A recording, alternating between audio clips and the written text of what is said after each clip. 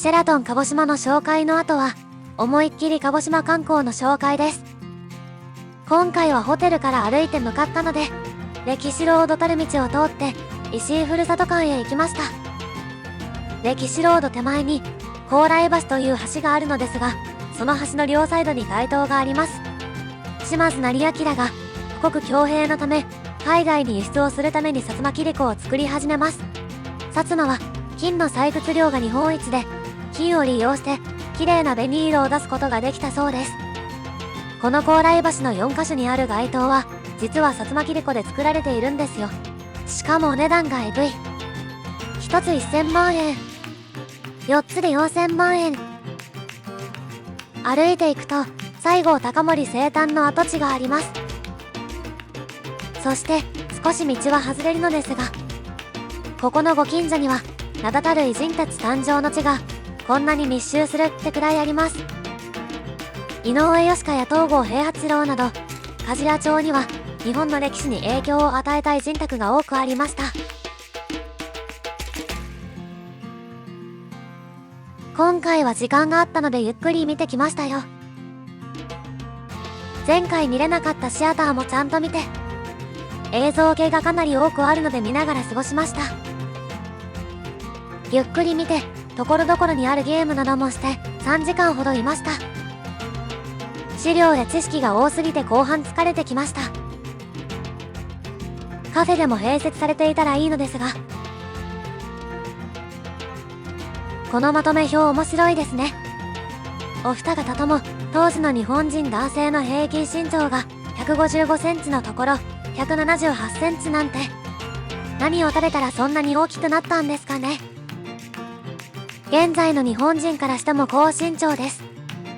ちなみに坂本龍馬も172センチほどだったそうです。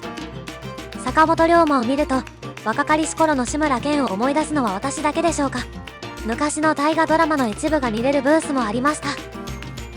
私たちは見たことがなかったのですが、西田敏行がハマり役すぎてつぼる、そして大久保利通役は加賀武さん、料理の鉄人に出てた方ですよね。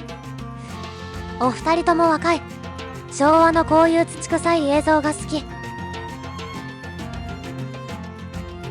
篤姫で宮崎あおいちゃんや堀北真希が着用していた着物も展示してありました。夫とゲーム対決。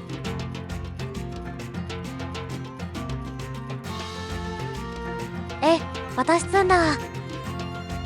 ツンとは西郷どんの愛犬です。カメラ持ちながらはきつい。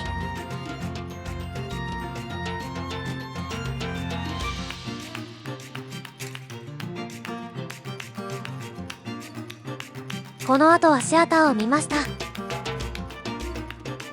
英語対応もしてたんだ。カフェ行きたい。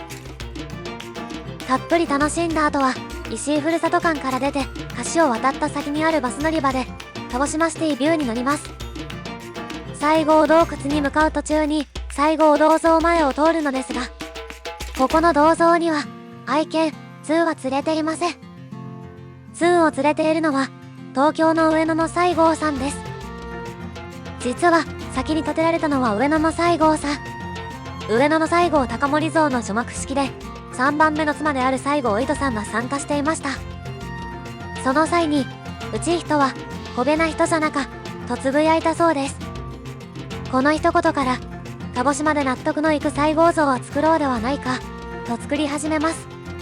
西郷隆盛没後50周年を記念して鹿児島の彫刻師である安藤輝が8年の歳月を費やして作り上げました。ちなみに渋谷の忠犬ハチ公を作ったのも安藤輝です。石井ふるさと館から鹿児島シティビュー乗車16分で到着。道路を渡る際はちょうどカーブになっているところなので気をつけてくださいね。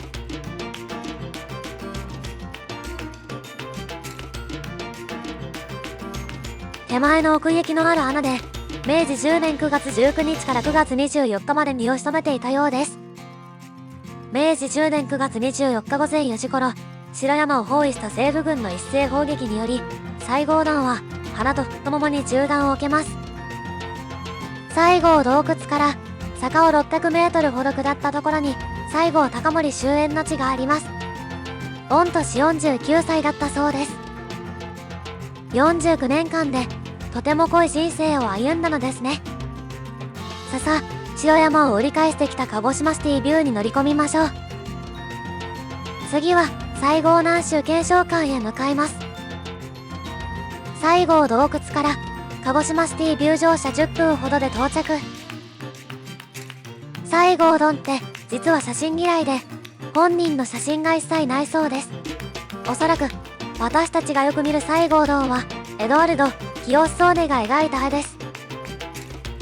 この資料館の隣には西南戦争で散った殺軍兵士を弔う南州墓地があります。西郷隆盛を中心に2023名の殺軍将兵が眠ります。先には雄大な鹿児島のシンボルである桜島が見える感慨深いスポットです。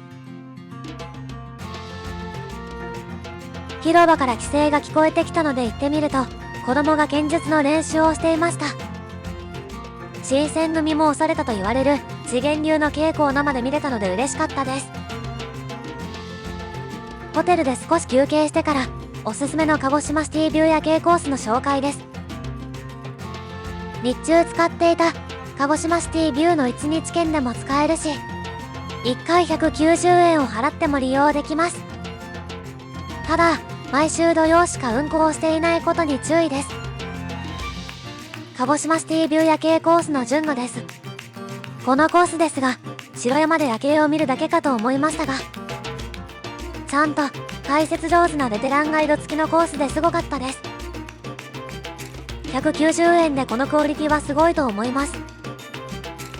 そんなに高くない山ですが、鹿児島市街地が綺麗に見えました。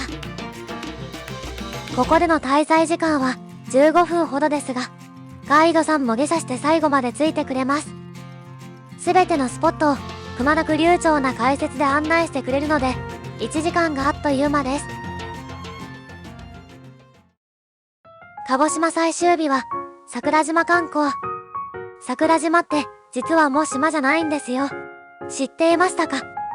桜島は北岳と南岳という2つの火山がガッチャンコしています。シェラトン鹿児島から市電1系統に乗って水族館口駅から徒歩6分で到着。暑かったし、ちょっと行きにくいですね。朱色の橋が目印です。窓口で桜島アイランドビューのバスチケットを先に購入しました。これを買っておけばフェリー代が40円安くなる。運賃後払いとのことで、下船時におじさんにこのチケットを見せました。各種手対応。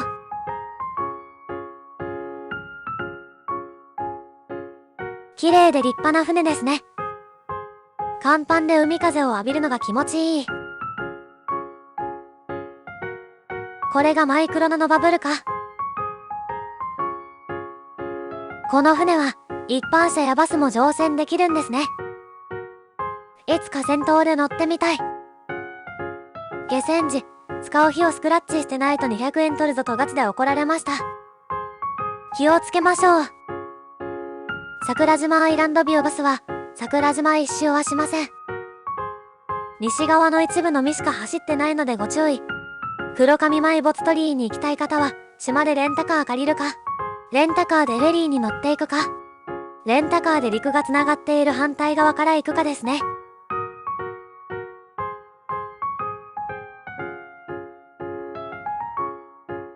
桜島港からバスに乗車9分で鳥島展望台に到着。開けたところで気持ちいい。特筆することはありませんでした。バスもまだ来ないので、次の赤水展望広場まで歩いて移動することにしました。徒歩8分ほどで着きます。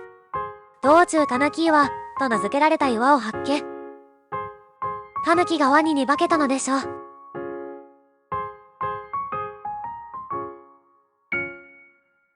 鳥島展望所から徒歩だと8分で到着。ここは長渕ファンからしたら絶対立ち寄るスポットなのではないでしょうか。オールナイトコンサートが開催され、人口6000人の桜島に全国から7万5000人ものファンが集まったそうです。すごいですね。その時の感動のモニュメントです。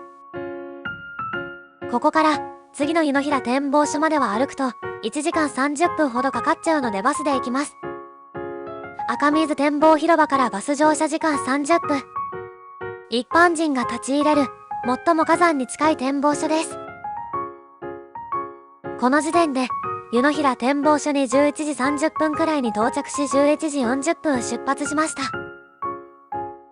10分以内でサクッと見れます。展望台と簡単なショットのみ。桜島港へ戻って温泉に入りに行きます。桜島港から徒歩7分で到着。そろそろお昼時。ここら辺の飲食店4つほどしかありません。国民宿舎の食事は土日しか食べれませんのでご注意。ここで食べておけばよかったと後悔する羽目に。とりあえずマグマ温泉に入ります。源泉湯のかけ流し温泉ですが、51.4 度もあるため、加水して42度ほどにしてあります。貴重品を入れるロッカーがありますが、100円返金なしのロッカーです。シャンプー、ボディーソープは備え付けあり。私たちは小さめのハンドタオルを持参してました。遠赤外線サウナ、水風呂、天気風呂もありますよ。桜島マグマ温泉から徒歩3分のところにある桜島ビジターセンターへ向かいます。ここでデートしたらゆっくりできそう。途中、全長100メートルの公園足湯があります。もうふやけるので入らないです。ここでは桜島に関する多言語対応のシアターを見ることができたり、火山活動の歴史を知ることができます。2023年に入って、すでに97回も噴火しているみたい。爆発回数に関しては34回だって。ほんと、現役バリバリの桜島ですね。大正3年の噴火で溶岩流が流れ込み、島と陸がつながったそうです。お腹ペコペコです。この時点で13時過ぎ。ラストオーダーが近い時間にもかかわらず結構な行列。待っている間に桜島の特産品である桜島コミカンアイスを食べて待ちます。美味しい。そして名前が呼ばれ食券購入となるのですが、ほとんど売り切れ状態。そんなんだったら表に売り切れの情報くださいよってなりました。さっきのマグマ温泉施設でご飯すればよかったな。意外にも黒豚ラーメン850円が美味しかった。興味あるスープに細いストレート麺に醤油豚骨が絡んで思ってたより美味しかったです。みかんの風味がほんのりするうどん。さつまいもの入ったかき揚げ美味しかったな。ここのお袋の味、旬は人気お食事どころです。桜島自体、あまり飲食店がないので注意です。帰ります。次は、前払いのようです。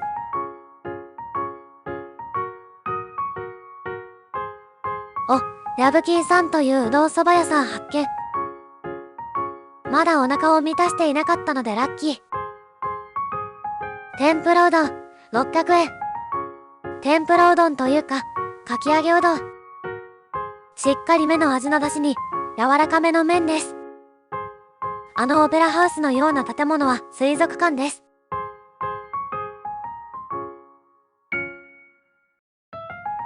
鹿児島空港で美味しいものを食べるのもありだったな。カードラウンジでフライド待ち。